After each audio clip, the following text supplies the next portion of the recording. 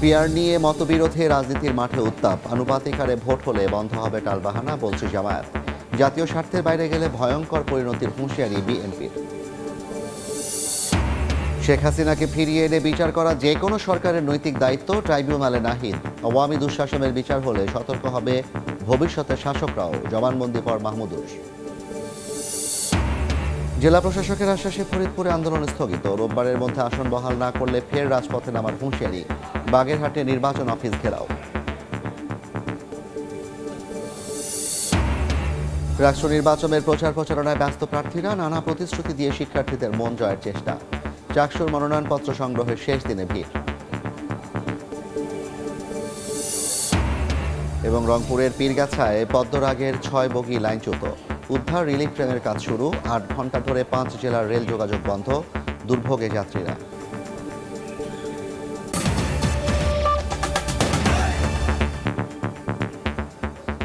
জনপদের সময়ের সঙ্গে আছি আমি জাফর সাদিক। রাজনৈতিক হীন উদ্দেশ্যে জাতীয় স্বার্থের বাইরে গিয়ে কেউ যদি পিআর চায় তাহলে ভয়ঙ্কর পরিণতি ডেকে আনবে বলে সতর্ক করেছেন বিএনপির স্থায়ী কমিটির সদস্য সালাউদ্দিন আহমেদ। বলেন, আলোচনার টেবিলে না থাকা ইস্যু নিয়ে মাঠে নামলে তার জবাব মাঠেই দেওয়া হবে। গুলশানে সাংবাদিকদের এক কথা বলেন তিনি। নির্বাচন পেছালে জাতীয় ও আঞ্চলিক নিরাপত্তা ঝুঁকি তৈরি হবে বলেও শঙ্কা এই বিএনপি নেতার।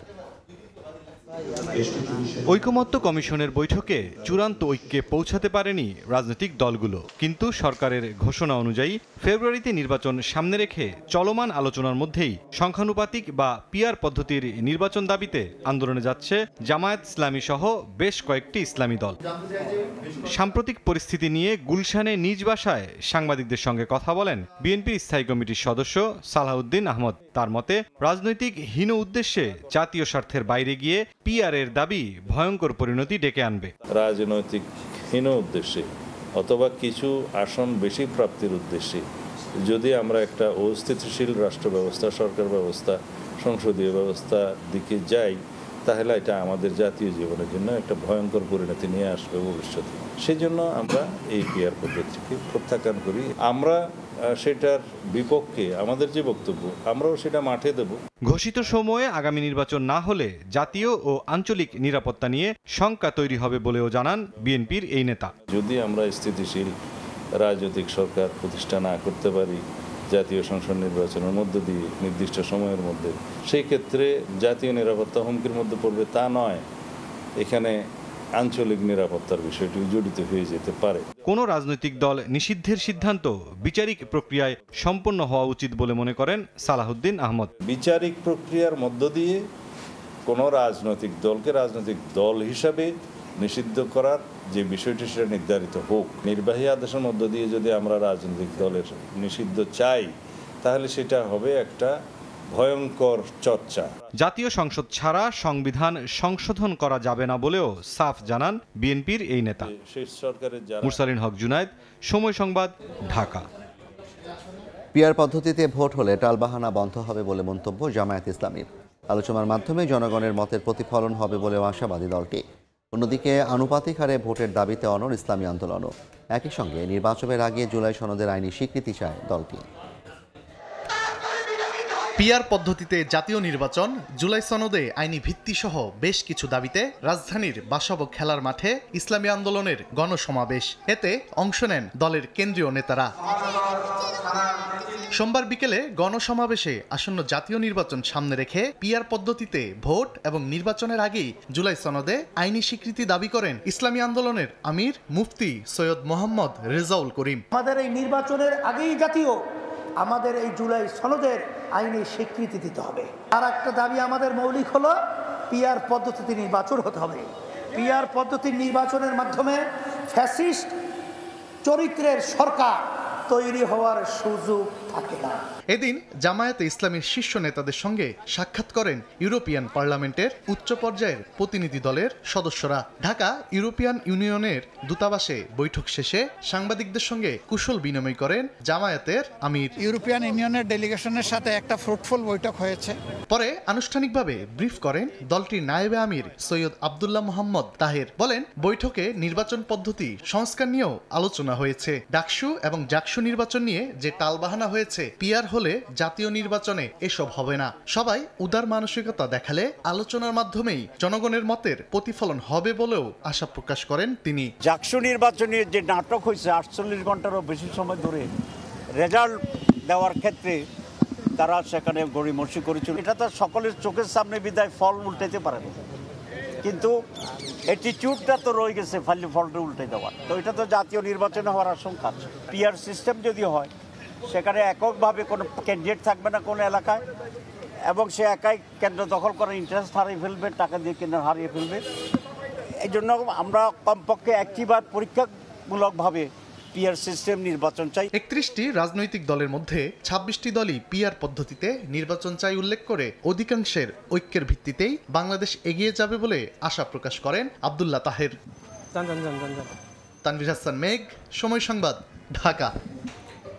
জুলাই আগস্টের হত্যাকাণ্ডের বিচারের অগ্রগতিতে সন্তুষ্ট এনসিপির আহ্বায়ক নাহিদ ইসলাম বলেন, ভবিষ্যতেও বিচার যেন অব্যাহত থাকে এ বিষয়ে রাজনৈতিক দলগুলোকে অঙ্গীকার করতে হবে। শেখ হাসিনাকে ফিরিয়ে এনে বিচার করা যে কোনো সরকারের নৈতিক দায়িত্ব বলেও জানান তিনি।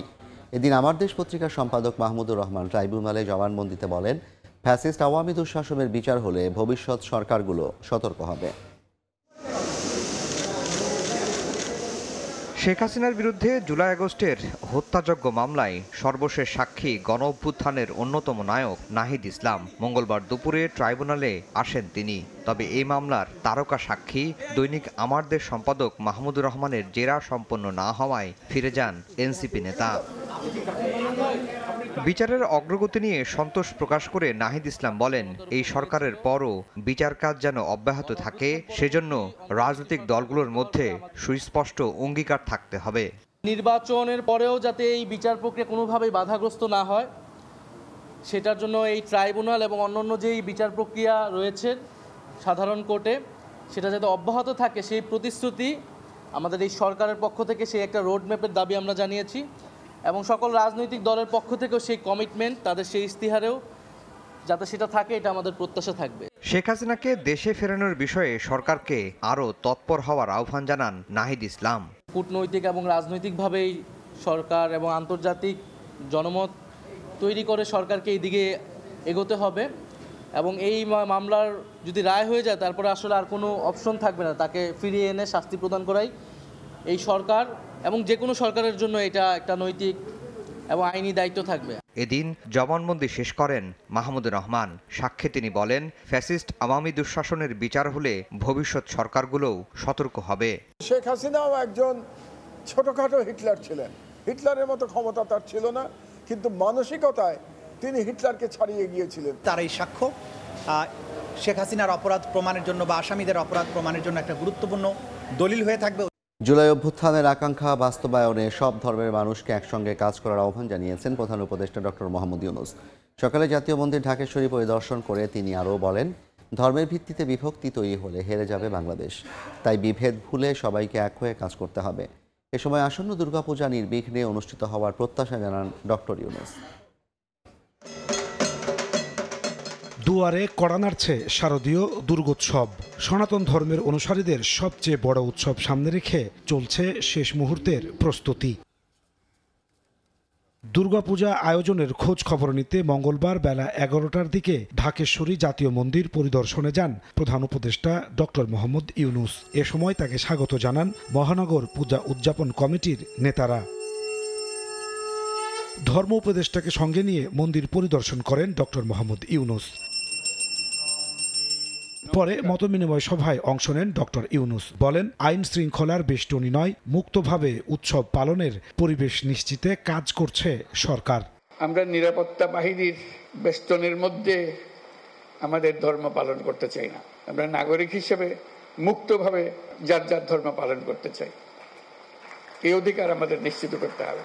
প্রধান উপদেষ্টা বলেন, ধর্মের ভিত্তিতে বিভক্তি হলে হেরে যাবে বাংলাদেশ, তাই বিভেদ ভুলে সবাইকে এক হয়ে কাজ করতে হবে। আমরা এমন রাষ্ট্র গঠন করতে চাই পৃথিবী আমাদেরকে অনুসরণ করবে। জুলাই গণ অভ্যুত্থানের মধ্য দিয়ে আমরা বৈষম্য, দুর্নীতিমুক্ত একটি সমৃদ্ধ দেশ গড়ার যে অগ্রযাত্রা শুরু করেছি তার সফল বাস্তবায়ন করতে হলে ধর্ম বর্ণ ভেদাভেদ ভুলে সকলকে একসঙ্গে কাজ করতে হবে। আসন্ন দুর্গাপূজার শুভেচ্ছা জানিয়ে নির্বিঘ্ন উৎসবের প্রত্যাশার কথা জানান ডক্টর ইউনূস। এখন সূচি 2 দিনের থেকে 4 দিন। নাজমুস সালেহী, সময় সংবাদ, ঢাকা। ফরিদপুর 4 আসনের সীমানা পুনর্বহালের জন্য ইসিকে চিঠি দিয়েছেন জেলা প্রশাসক। এজন্য আন্দোলন শনিবার পর্যন্ত স্থগিত করেছেন ভাঙাবাসী। তবে দাবি আদায় না হলে রোববার থেকে আবারও আন্দোলনের হুঁশিয়ারি দিয়েছেন তারা। এদিকে বাগেরহাটে সংসদীয় 4টি আসন বহালের দাবিতে জেলা নির্বাচন অফিস ঘেরাও করেন সর্বদলীয় সম্মিলিত কমিটি। ফরিদপুর 4 আসনের সীমানা পুনর্বহলের দাবিতে মঙ্গলবারও উত্তপ্ত হয়ে ওঠে ফরিদপুর। ভাঙ্গা গোল চত্বরে মহাসড়কে গাছের গুঁড়ি ফেলে 1 ঘণ্টা আটকে রাখা হয় ঢাকা বরিশাল খুলনা মহাসড়ক। পরে মহাসড়কের 2 পাশে অবস্থান নেন স্থানীয়রা। পরিস্থিতি মোকাবেলায় কঠোর অবস্থানে আইনশৃঙ্খলা বাহিনী, মোড়ে মোড়ে অবস্থান নেয় পুলিশ, র্যাব ও সেনাবাহিনী। এই দাবির সাথে কিন্তু আমাদের কোনো সম্পর্ক নাই, আমরা এর জন্য দায়ী না, এর সমাধান আমরা দিতেও পারবো না।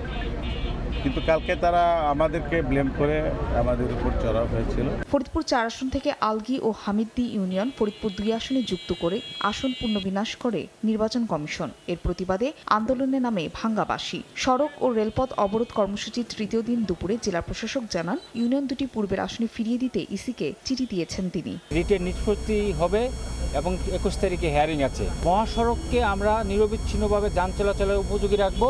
আশ্বাসের পরিপ্রেক্ষিতে শনিবার পর্যন্ত আন্দোলন স্থগিত করেন স্থানীয়রা। এর মধ্যে ফরিদপুর 4 আসনে আলগি ও হামিদদি ইউনিয়ন ফিরিয়ে না দিলে আন্দোলন চালিয়ে যাওয়ার ঘোষণা দেন তারা। নগরকান্দা সালটার সাথে আমরা থাকবো না, আমরা আগে যেভাবে সেভাবেই থাকবো। আমাদের দাবি দাবি যদি মাইনে নেয় তাইলে আমাদের কোনো আন্দোলন নাই। ভাঙ্গায় আন্দোলনকে ঘিরে ভাঙচুর ও হামলার প্রতিবাদে বিক্ষোভ মিছিল করেন বিএনপি ও এনসিপির নেতাকর্মীরা। সাবেক এমপি সাহেব একটি ভিডিও কলের মাধ্যমে তার লোকজন দিয়ে গোপালগঞ্জের মতো ভাঙ্গাকে অস্থির করে যারাই হামলা করেছে তাদেরকে আইনে আওতায় আনার জন্য প্রশাসন দৃষ্টি আকর্ষণ করছি।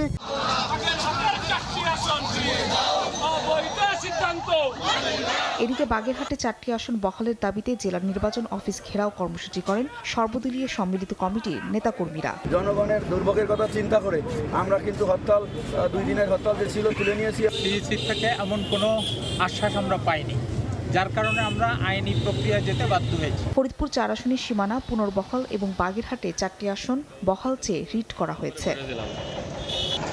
ফাহরিয়া ফারজানা, সময় সংবাদ। উপসহকারী প্রকৌশলী ও সমমান পদে ডিপ্লোমা প্রকৌশলী ছাড়া অন্যদের নিয়োগ বন্ধ সহ 7 দফা দাবিতে গাজীপুরের রেললাইন অবরোধ কর্মসূচি পালন করেছেন ডিপ্লোমা প্রকৌশলীরা। বিকেলে শিববাড়ি এলাকায় রেললাইনে জড়ো হন তারা। বিক্ষোভ ও মানববন্ধন করেন তারা। পরে রেলপথ অবরোধ করেন। এতে 1.5 ঘণ্টা ঢাকার সঙ্গে ময়মনসিংহ ও উত্তরবঙ্গের রেল যোগাযোগ বন্ধ থাকে। পরে বুধবার গাজীপুর চৌরাস্তা অবরোধ কর্মসূচি ঘোষণা করেন আন্দোলনকারীরা। শিক্ষার্থীদের অন্যান্য দাবির মধ্যে উল্লেখযোগ্য হচ্ছে উপসহকারী প্রকৌশলীর পদ থেকে 50% পদোন্নতি দিয়ে সহকারী প্রকৌশলী করা, সব প্রতিষ্ঠানে জনবল কাঠামোতে সহকারী ও উপসহকারী প্রকৌশলীর পদ নির্ধারণ, ডিপ্লোমা প্রকৌশলীদের নিয়ে মিথ্যাচার করা, বিএসসি ইঞ্জিনিয়ারিং শিক্ষার্থীদের বিরুদ্ধে আইনানুগ ব্যবস্থা গ্রহণ। নির্বাচনী প্রচার প্রচারণায় ব্যস্ত রাজশাহী বিশ্ববিদ্যালয়ের ছাত্র সংসদ নির্বাচনের প্রার্থীরা। নানা প্রতিশ্রুতি দিয়ে শিক্ষার্থীদের মন জয়ের চেষ্টা করছেন তারা। অন্যদিকে চাকসুতে অংশ নিতে আগ্রহীরা উৎসব মুখর পরিবেশে উত্তোলন করছেন মনোনয়নপত্র। আজ শেষ হচ্ছে সংগ্রহের সময়সীমা। জমা দেওয়া যাবে 17 সেপ্টেম্বর পর্যন্ত। রাকসুর পর এবার ছাত্র সংসদ নির্বাচনের আমেজ রাজশাহী ও চট্টগ্রাম বিশ্ববিদ্যালয় ক্যাম্পাসে। হল, ক্যাফেটেরিয়া, লাইব্রেরি কিংবা চায়ের দোকান, সব জায়গায় ভোটের আলোচনা। মঙ্গলবার সকাল থেকে বিভিন্ন প্যানেলের প্রার্থীরা প্রচার প্রচারণা চালান রাজশাহী বিশ্ববিদ্যালয় ক্যাম্পাসে। তবে ভিপি প্রার্থীদের কেউ কেউ আচরণবিধি লঙ্ঘনের অভিযোগ আনেন প্রতিপক্ষের বিরুদ্ধে। আচরণবিধিতে বলা হয়েছে যে ক্লাসরুমের মধ্যে কোনো রকম প্রচার প্রচারণা চালানো যাবে না, কিন্তু এরকম 2-1টা ঘটনা আমরা ঘটতে দেখেছি ইতিমধ্যে। আমাদের প্রচারণা খুব ভালোই চলছে এবং শিক্ষার্থীরা আমাদেরকে সাপোর্ট করতেছেন। সাক্ষাৎকার নিতে গেলে সে বলতেছে, ভাই আপনার ব্যালট নাম্বার 25, আমি সেটা জানি এবং সেটা আমি খুবই ভালো ফিল করতেছি। আগামী 25 সেপ্টেম্বর রাকসু নির্বাচন ঘিরে সতর্ক বিশ্ববিদ্যালয় প্রশাসন। 3 স্তরের নিরাপত্তায় মোতায়েন থাকবে আইন শৃঙ্খলা বাহিনীর 1,500 সদস্য। আমাদের যে ভোট কেন্দ্রগুলো থাকবে, যে একাডেমিক বিল্ডিং, সেখানে নিরাপত্তা দেওয়া, সেকেন্ড হচ্ছে আমাদের টোটাল ক্যাম্পাসটাকে নিরাপদ রাখা। চট্টগ্রাম বিশ্ববিদ্যালয় কেন্দ্রীয় ছাত্র সংসদ ও হল সংসদ নির্বাচনের মনোনয়নপত্র বিতরণ কার্যক্রম শেষ হচ্ছে মঙ্গলবার। তবে বুধবার বিকেল পর্যন্ত মনোনয়নপত্র জমা দিতে পারবেন প্রার্থীরা। যাচাই বাছাই শেষে প্রার্থীদের প্রাথমিক তালিকা 21 সেপ্টেম্বর আর চূড়ান্ত তালিকা প্রকাশ করা হবে 25 সেপ্টেম্বর। বিশ্ববিদ্যালয়ে যাতে একটা সুন্দর পরিবেশ যাতে মানুষ দেখতে পারে, তো এইসব নিয়ে আমি কাজ করব। প্রতিটি স্টুডেন্ট তাদের আগ্রহের জায়গা থেকে তারা এখানে পার্টিসিপেট করছে এবং তাদের মধ্যে একটা উচ্ছ্বাস আছে। চট্টগ্রাম বিশ্ববিদ্যালয়ের ছাত্র সংসদের মনোনয়নপত্রের দাম 300 টাকা আর হল সংসদের জন্য 200 টাকা নির্ধারণ করা হয়েছে। রংপুরে লালমনিরহাটগামী পদ্মরাগ ট্রেনের 6টি বগি লাইনচ্যুত হয়েছে। এতে রংপুর, লালমনিরহাট ও কুড়িগ্রামের সঙ্গে গাইবান্ধা ও বগুড়ার রেল যোগাযোগ বন্ধ রয়েছে। দুপুরে পীরগাছা উপজেলার রেল স্টেশনের 2 নম্বর লাইনের ক্রসিংয়ে এই ঘটনা ঘটে। রেলওয়ে কর্তৃপক্ষ জানায়, দোলন চাম্পা ট্রেনটি স্টেশন থেকে লালমনিরহাটের উদ্দেশ্যে ছেড়ে যাওয়ার পরপরই 2 নম্বর লাইনে ক্রসিংয়ের সময় পদ্মরাগ ট্রেনের 6টি বগি লাইনচ্যুত হয়। ঘটনাস্থলে উদ্ধার কাজে যোগ দিয়েছে রিলিফ ট্রেন। তো গাড়ি এই 3টে বগি পার হওয়ার পরে পিছন থেকে না হরমরি শব্দ, মানে কাঠমাট ভাঙিয়ে গাড়ি পড়ে গেছে ওইদিকে। কমিটি গঠন হচ্ছে 4 সদস্য বিশিষ্ট।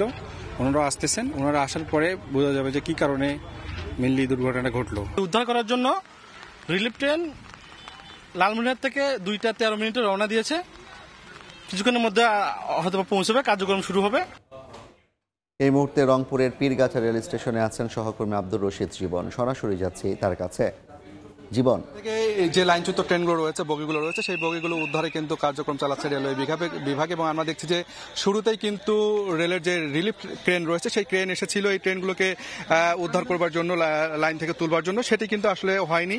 সেই ট্রেন আসলে ভার সহ্য করতে না পেরে পরে কিন্তু আসলে সনাতন পদ্ধতিতে এই ট্রেনের যে বগিগুলো রয়েছে সেই বগিগুলো উদ্ধারের কার্যক্রম পরিচালনা করছে রেলওয়ে বিভাগ। এবং রেলওয়ে কর্তৃপক্ষ যেটি বলছে যে বেলা 12টার দিকে বগুড়া সান্তাহার থেকে লালমনিরহাটে যাওয়ার পথে এই পীরগাছা রেলওয়ে স্টেশন ক্রসিং করার সময় এই যে পদ্মরাগ যে ট্রেনটি রয়েছে সেই ট্রেনের 6টি বগি আসলে লাইনচ্যুত হয়ে যায়। এবং এখন পর্যন্ত যেটি আমরা দেখছি যে একটি বগি এখন পর্যন্ত এখান থেকে উদ্ধার করা গেছে, এখান থেকে সরানো গেছে। বাকি এখন পর্যন্ত 5টি বগি রয়েছে। সেই বগিগুলো উদ্ধার সহ রেলওয়ে যে লাইনটি রয়েছে সেই লাইনটি মেরামতে কাজ করছে রেলওয়ে বিভাগ। এবং বলে রাখি, এই যে এখানে যে লাইনচ্যুত হয়ে গেছে রেলওয়ে যে লাইনটি, এটি আসলে বন্ধ হয়ে যাওয়ার কারণে রংপুর, কুড়িগ্রাম এবং লালমনিরহাটের সাথে গাইবান্ধা, বগুড়া সহ ঢাকার যে রেল যোগাযোগ সেটি কিন্তু একেবারে বন্ধ হয়ে গেছে। এবং আমরা যতদূর জানতে পেরেছি ঢাকার যে একটি ট্রেন রয়েছে রংপুর এক্সপ্রেস, সেটি কিন্তু আসলে প্রতিদিন রাত 8টায় রংপুর থেকে ছাড়ে। সেই ট্রেনটি কিন্তু এখন পর্যন্ত রংপুরে পৌঁছাতেই পারেনি এই জটিলতার কারণে।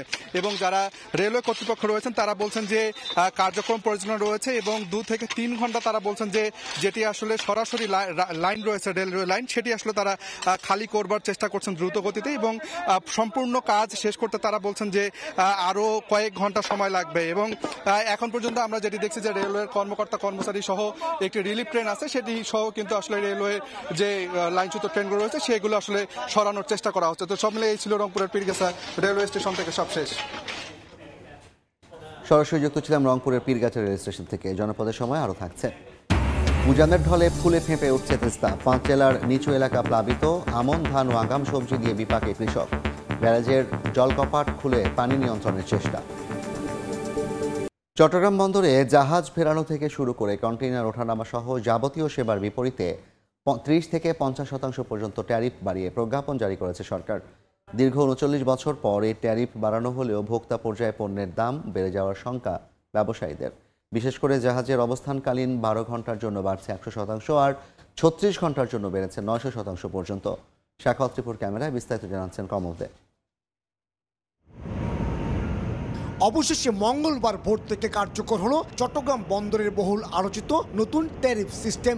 নতুন এই ট্যারিফ অনুযায়ী পাইলটিং চার্জ $800 এবং প্রতিবার জাহাজ টেনে আনার ট্রাক চার্জ $615 থেকে শুরু করে $6,830 পর্যন্ত নির্ধারণ করা হয়েছে। কন্টেনার ওঠানামা থেকে শুরু করে অন্যান্য সেবার ট্যারিফ বেড়েছে 25 থেকে 50% পর্যন্ত। বন্দর ব্যবহারকারী যারা আছে তাদের সেবা প্রদান যেন আমরা স্মুথলি করতে পারি, তাদের জন্য যেন আমরা ফ্যাসিলিটিসগুলো নির্মাণ করতে পারি, চট্টগ্রাম বন্দরের যেন এফিসিয়েন্সি বাড়ে। চট্টগ্রাম বন্দরে বাড়তে জাহাজের অবস্থানকালীন সময়ে ট্যারিফ লাগামহীনভাবে বাড়ানো হয়েছে বলে অভিযোগ তুলেছেন শিপিং ব্যবসায়ীরা। আর এতে আমদানি খরচ বেড়ে যাওয়ায় ভোক্তা পর্যায়ে পণ্যের দাম বাড়ানো শঙ্কা তাদের। তবে বন্দরের দাবি প্রতি কেজিতে বেড়েছে মাত্র 12 পয়সা। ইনক্রিজ যেটাই হবে না কেন সেটা শিপিং এজেন্টের প্রিন্সিপালরা সেটা তাদের ফ্রেডের সাথে জাহাজের ভাড়ার সাথে সংযুক্ত করে নেবে। ট্যারিফ বাড়ানোর ক্ষেত্রে বন্দরে কনসালটেন্ট হিসেবে কাজ করেছে স্পেনের প্রতিষ্ঠান আইডম। এশিয়ার 10টি সহ 17টি আন্তর্জাতিক বন্দরের কার্যক্রম এবং ট্যারিফ পর্যালোচনা করে চট্টগ্রাম বন্দরের ট্যারিফ নির্ধারণ করা হয়েছে। অবশেষে 30 থেকে 41% পর্যন্ত ট্যারিফ বাড়ানো হয়েছে। তবে বন্দর ব্যবহারকারীরা বলছেন ট্যারিফ বাড়ানোর সাথে সাথে বাড়াতে হবে বন্দরের সেবা, আধুনিকায়ন করতে হবে যন্ত্রপাতির। চট্টগ্রাম বন্দরে আমদানি করা পণ্য বোঝাই কন্টেনার ফেলে রাখার প্রবণতা রোধ করতে নতুন ট্যারিফে চার্জ বাড়িয়ে দেওয়া হয়েছে। আবেদন করব যে আমাদের অবস্থান থেকে যে সংশ্লিষ্ট দপ্তরের কাছে যদি সুযোগ থাকে তার ট্যারিফের ব্যাপারে আরেকটু বিবেচনা করা উচিত। সংকট এড়াতে 12 থেকে 15% ট্যারিফ বাড়ানোর প্রস্তাব দিয়েছিল বন্দর ব্যবহারকারীরা, কিন্তু বেড়েছে প্রস্তাবের চেয়ে কয়েক গুণ বেশি। সার্ভিসটা এনশিওর করতে হবে, ইকুইপমেন্ট ফ্যাসিলিটিগুলো বাড়াতে হবে, তাহলে দেখবেন যে আলটিমেটলি বন্দরের যে সেবা, এই সেবাটা আসলে যৌক্তিক হবে। বিশ্বের 100 ব্যস্ততম বন্দরের তালিকায় 68তম স্থানে রয়েছে চট্টগ্রাম বন্দর। কমল দে, সময় সংবাদ, চট্টগ্রাম। বগুড়ার শিবগঞ্জে মা ছেলেকে কুপিয়ে হত্যা করেছে দুর্বৃত্তরা। সকালে তাদের মরদেহ উদ্ধার করা হয়। হত্যার পর ঘরের স্বর্ণালংকার, নগদ অর্থ ও একটি মোটরসাইকেল লুট হয় বলে জানান স্বজনরা। ঘটনাস্থল পরিদর্শন করেছে পিবিআই। পরিবারের সদস্য হারিয়ে বিলাপ করছেন স্বজনরা। তাদের আহাজারিতে ভারী এলাকার পরিবেশ।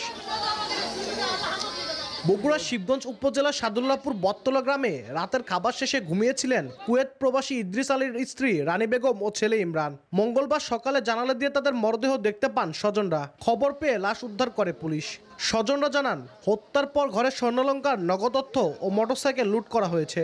হত্যাকারীদের দ্রুত গ্রেপ্তার করে শাস্তির দাবি তাদের। আমি তো কোনো গণমাতে পাচ্ছি না ভাই, 2-4 এলাকার লোকের সাথে কোনো শত্রুতা নেই ভাই। আসামি যদি ধরা পড়ে ভাই সুষ্ঠু বিচার চাই। কে করলো, কারা করলো, এখন ঘটনা লেগে আমার এই বোন ভাগ্নার এর ভালোভাবে তদন্ত করে সুষ্ঠু বিচার চাই। তদন্ত চলাকালীন কোনো প্রকার ঘাপলা বা কোনো চিকিৎসা বা কোনো ইয়াকে যেন কমতি না হয়। খবর পেয়ে পিবিআর ক্রাইম সিন ইউনিট ঘটনাস্থল পরিদর্শন করে। তদন্ত শুরু হয়েছে বলে জানায় পুলিশ। কেউ বা কাহারা রাতে যে কোনো সময় তাকে কুপিয়ে হত্যা করেছে, চলে গেছে, আমরা তদন্ত অব্যাহত আছে। এগুলো তথ্য পাওয়া যাবে, একটা মোটরসাইকেল নাই এটা জানতে পারছেন। ঘটনার পর থেকে হাসান নামে 14 বছর বয়সী ইদ্রিস আলীর পালক ছেলে নিখোঁজ আছে। আব্দুল আউয়াল, সময় সংবাদ, বগুড়া। উজানের ঢলে ফুলে ফেঁপে উঠছে তিস্তা। লালমনিরহাট, কুড়িগ্রাম সহ 5 জেলার নিচু এলাকা প্লাবিত হয়েছে। ফসলের ক্ষেত তলিয়ে যাওয়ায় বিপাকে কৃষক। পানি নিয়ন্ত্রণের খুলে রাখা হয়েছে ব্যারাজের জলকপাট। এদিকে রাঙামাটিতে দুর্ভোগে দিন পার করছেন পানিবন্দী কয়েক হাজার পরিবার।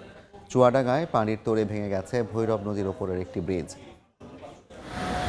উজানের ঢলে বেড়েছে তিস্তার পানি। নীলফামারী, কুড়িগ্রাম, লালমনিরহাট সহ 5 জেলায় নিচু এলাকা প্লাবিত হয়েছে, তলিয়েছে ফসলের ক্ষেত। কুড়িগ্রামের তিস্তা ও দুধকুমার নদীর পানি বৃদ্ধি পেয়েছে। নদী তীরবর্তী চরাঞ্চল সহ নিম্নাঞ্চল ডুবে গেছে। বাধ্য হয়ে কাঁচা ধান কেটে বাড়িতে নিয়ে যাচ্ছেন কৃষক। উজানে ভারী বৃষ্টির কারণে আগামী 2 দিন পানি বাড়বে বলে জানিয়েছে পানি উন্নয়ন বোর্ড। তিস্তা নদীর পানি ঝরি নামে কিছু পানি আবার তলায় গেছে। পানির জোর, পানি খুব হয়েছে, ওই জন্য আমরা ধান কাটতে পেয়েছি।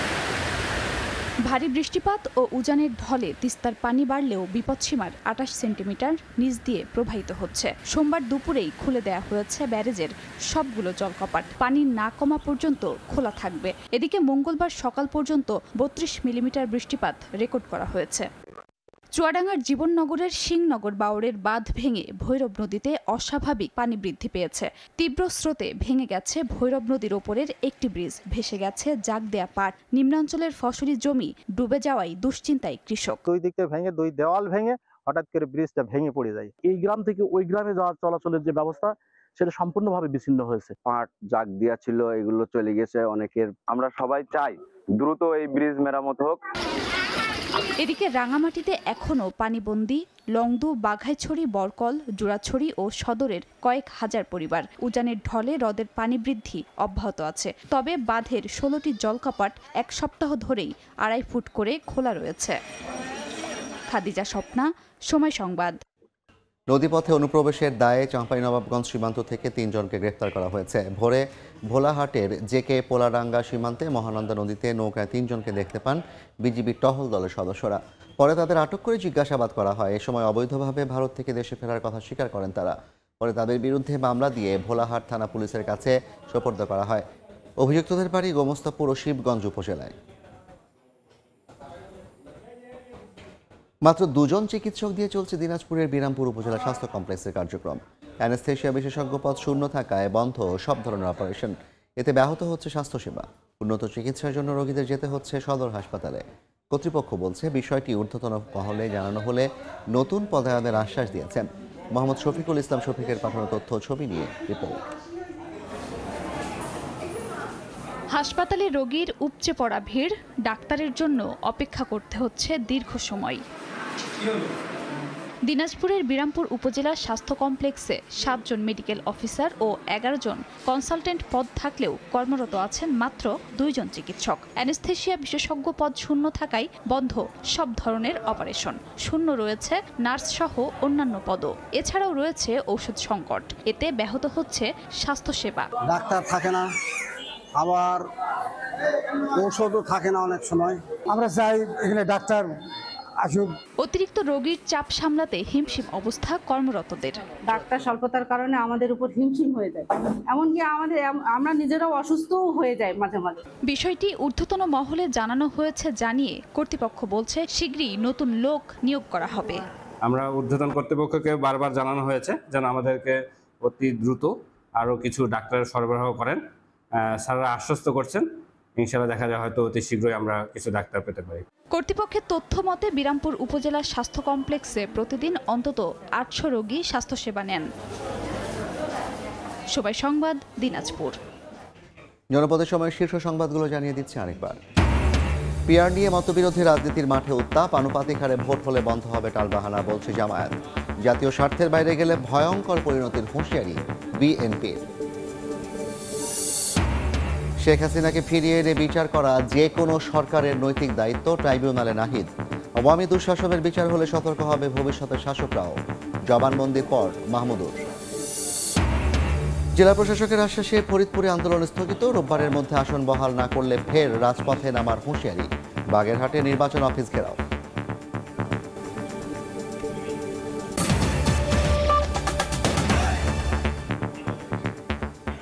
এই ছিল জনপদের সময়। সঙ্গে থাকুন সময়।